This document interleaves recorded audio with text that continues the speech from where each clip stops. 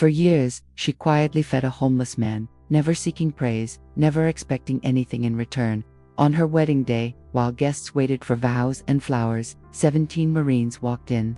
What they did next revealed a story no one ever imagined. Behind her simple act of kindness, the church was bathed in soft light, the kind that made everything feel like a memory already. Ellie stood at the edge of the aisle, veil resting delicately over her silver-streaked curls. Her hands trembled, not from nerves, but from something deeper, a quiet anticipation she couldn't quite name. The guests whispered, smiles blooming. In the pews, at the altar, John adjusted his glasses, his eyes shining with warmth and patience. Then, the heavy oak doors creaked open. One by one, they marched in 17 U.S. Marines in full dress blues. Their boots struck the stone floor. In perfect unison, gasps rippled through the room.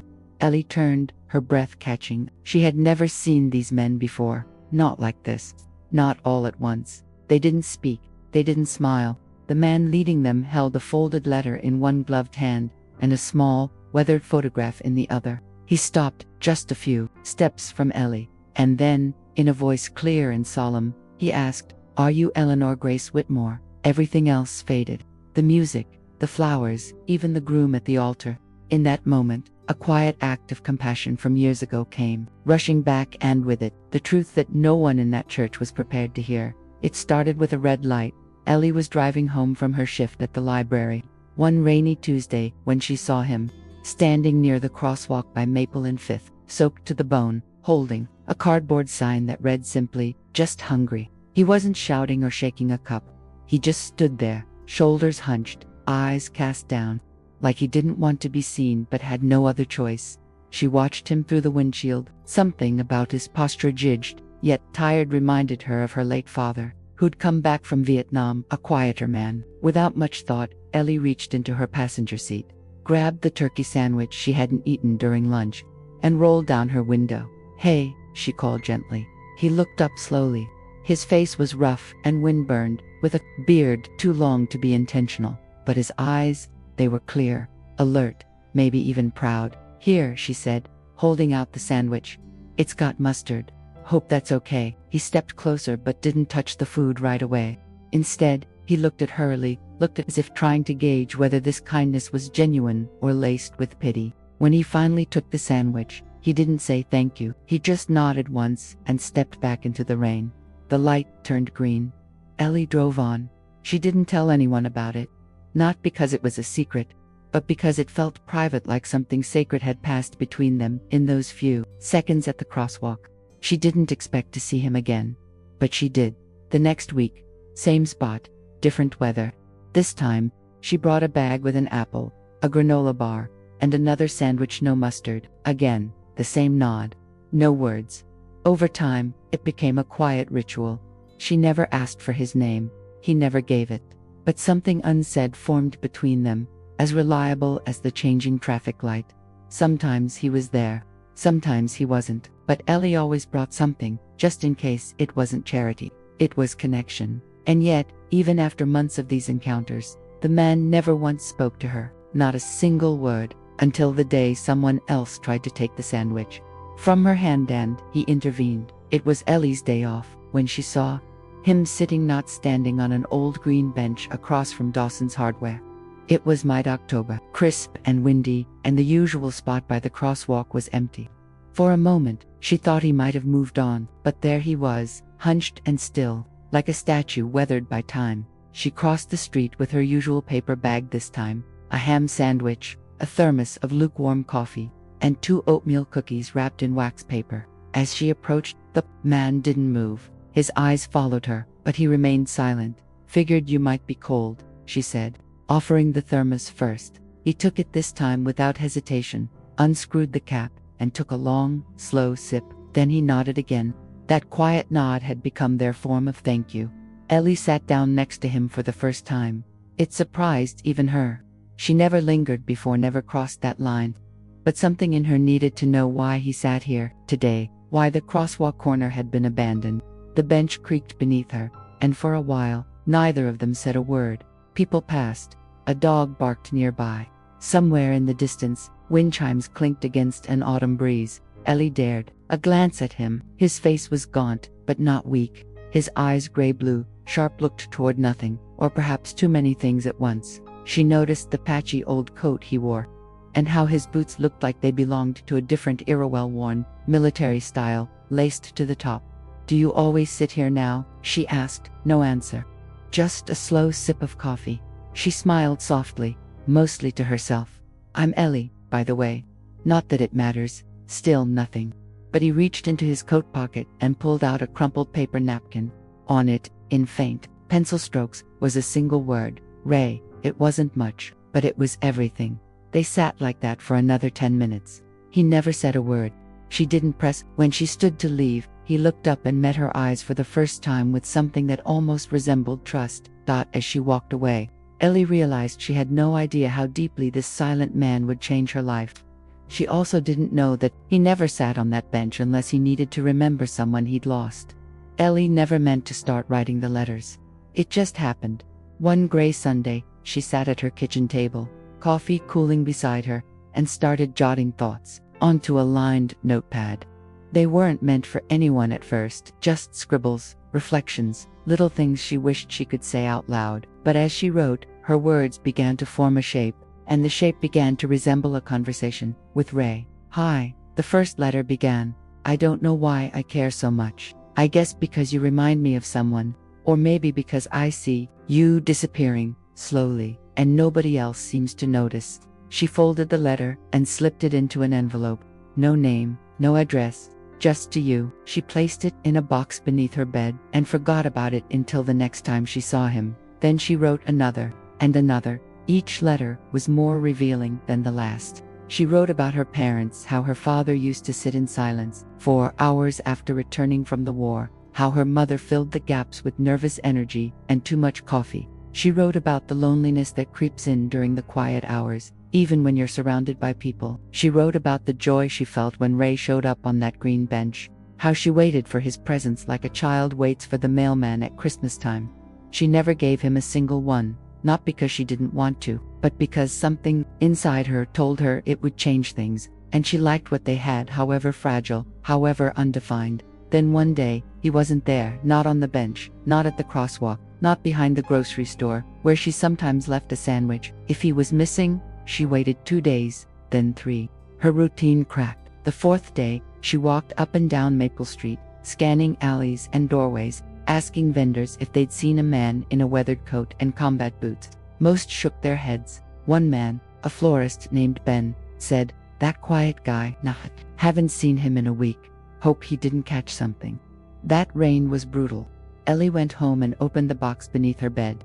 17 sealed envelopes. She read them all in one sitting, crying halfway through. She considered burning them. Instead, she wrote one more letter. This time, she ended it with a question. "Where did you go, Ray?" And then she signed it not with her name, but with a line she'd heard her father say once to a fellow vet, years ago: "We don't forget our own." It was a Thursday afternoon when it happened, sunny, but cold, the kind of dry chill that stings the fingertips and tightens your lungs. Ellie had just left Baxter's Deli with a sandwich and a thermos of tea.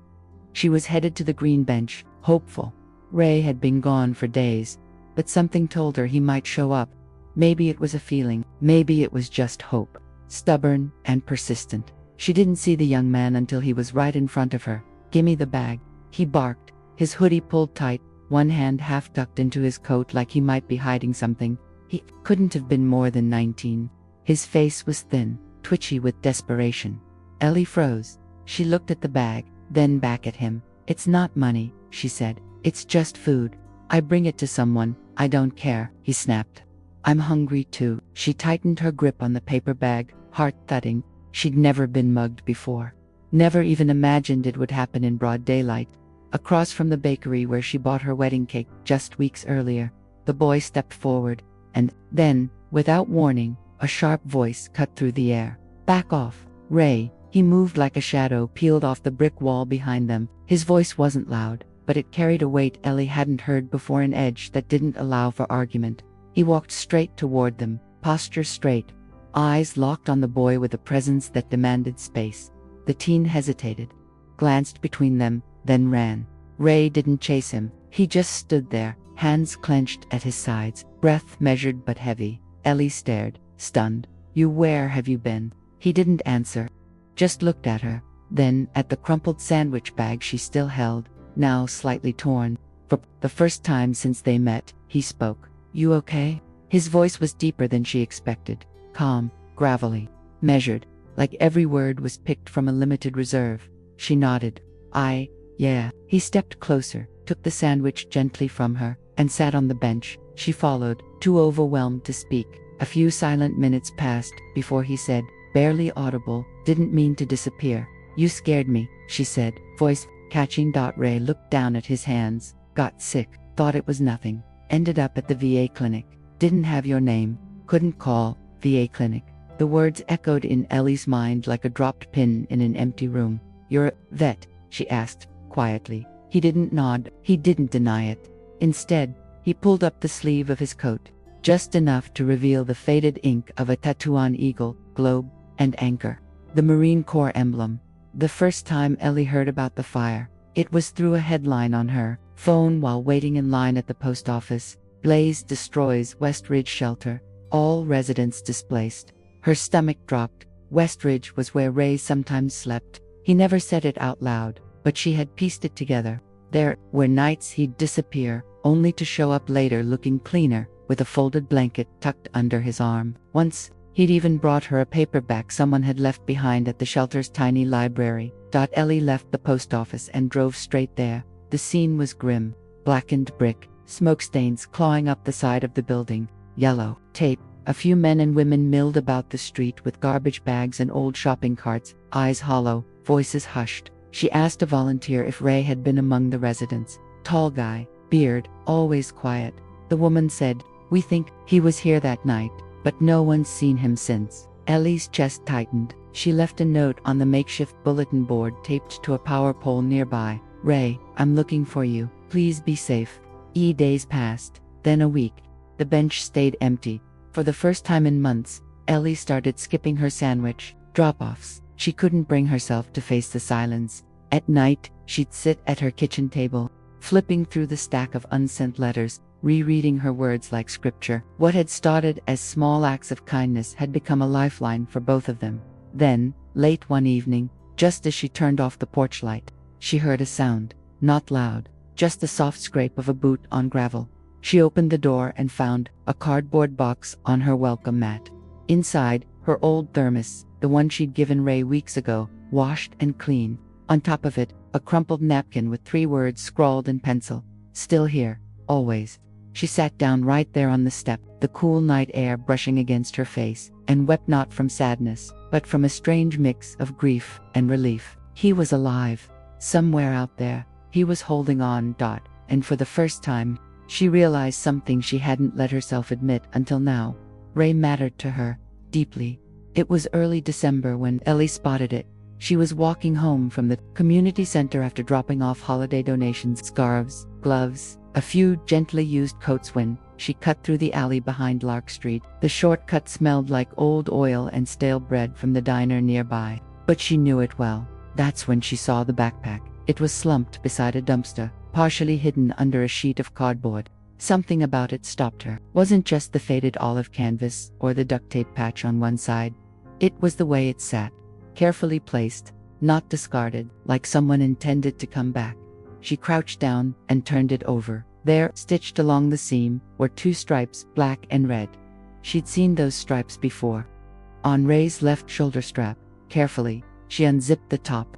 Inside were a few weathered items, a paperback novel with pages curled from moisture, a granola bar, a cracked plastic comb, and at the very bottom, a Ziploc bag holding a small collection of things that didn't look like they belonged to a man who had nothing. First, a photo creased and faded, of a young man in full dress uniform, standing beside 2 others. One of them looked just like Ray, only 20 years younger, and smiling. Behind them, a banner, 1st Battalion, 5th Marines. Next, a metal pin shaped like a globe and anchor, the Marine Corps insignia. And then, tucked inside a smaller side pocket, a letter sealed in a government-issued envelope. The return address was from a Marine Corps base in Quantico. The envelope was worn, unopened, and on the front, someone had written in all caps, returned to sender, unclaimed. Ellie sat back, heart pounding. This wasn't just a man with a hard life. Ray had a history, a military one, a forgotten one. He'd served, maybe even fought, and now the world passed him by on street corners and in alleyways as if he were invisible. That night, she didn't sleep. She laid everything out on her kitchen table and stared at it for hours. The photo, the pin, the unopened letter. It was a puzzle with too many missing pieces. But one thing was suddenly, painfully clear. Ray hadn't just disappeared from society. He'd been left behind. Ellie had always imagined her wedding would be small, intimate, simple, nothing overdone. A few close friends, some music, a modest cake from her favorite bakery.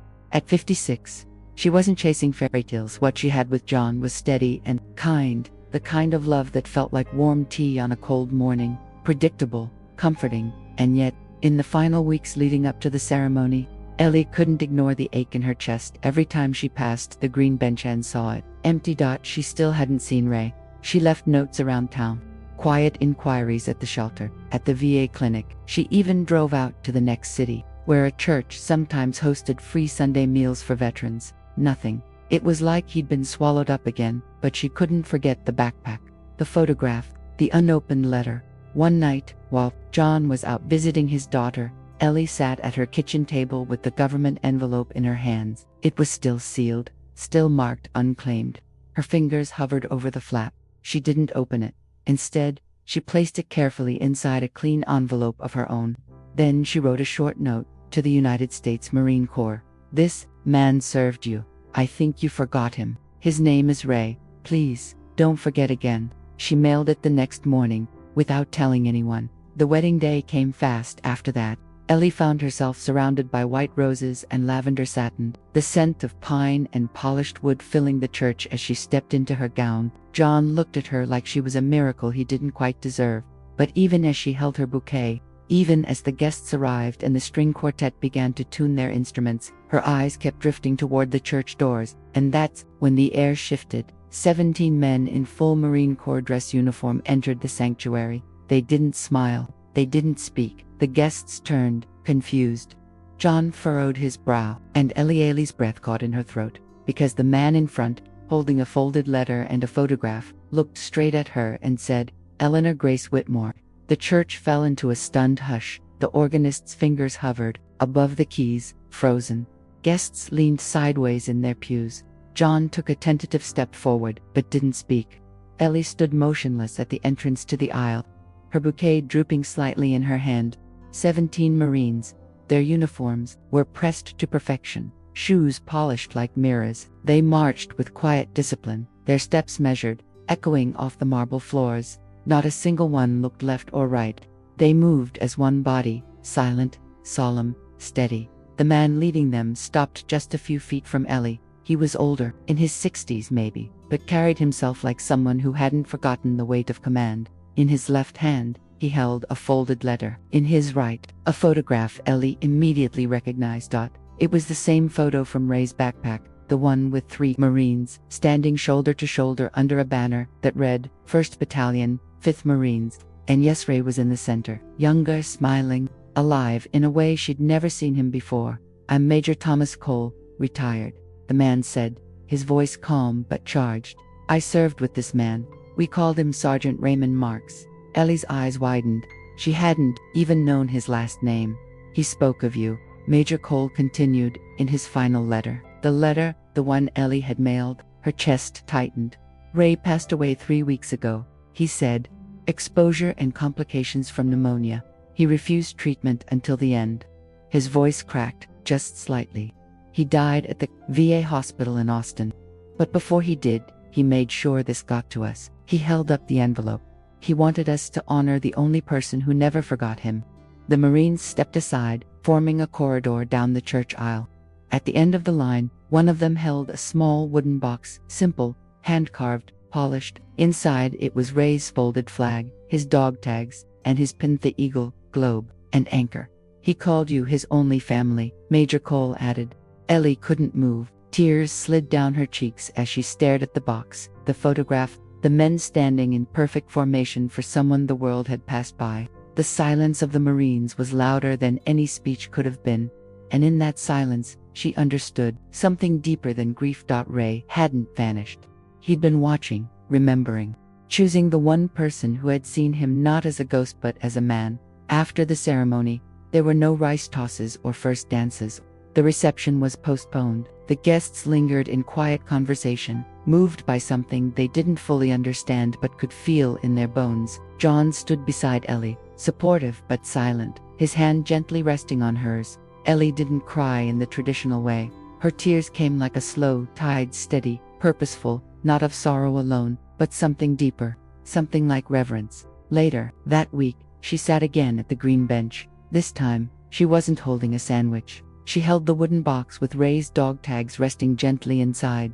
The sun filtered through the branches overhead, casting dappled light on the sidewalk. The same streets bustled nearby, unaware of the man who had once waited here, silent and unseen, but not unloved. She opened a fresh notebook and began writing again. This time, not letters for Ray but for others like him, men and women who came home to a world that didn't know how to welcome them back. She started drafting a proposal, a community initiative that would provide food, conversation, and visibility for veterans experiencing homelessness. She called it the Green Bench Project. It would begin with one bench, one hot meal, and one name spoken out loud: Ray's. A week later, the city approved her application. By month's end, a small bronze plaque appeared beside the bench. It read, "In memory of Sergeant Raymond Marks, you were seen, you were known. You were never forgotten." The bench became more than just wood and metal. It became a meeting place, a story starter. People began asking about Ray, about the Marines at her wedding, about the woman who fed a stranger without ever asking for anything in return. And slowly, Ellie's simple act of kindness became a quiet movement rippling through a community that had, for too long, turned its gaze away. Ray's legacy lived on, not in grand memorials, but in paper bags filled with care, in conversations between strangers, in benches where no one sits alone. And, for Ellie, that was the vow that mattered most.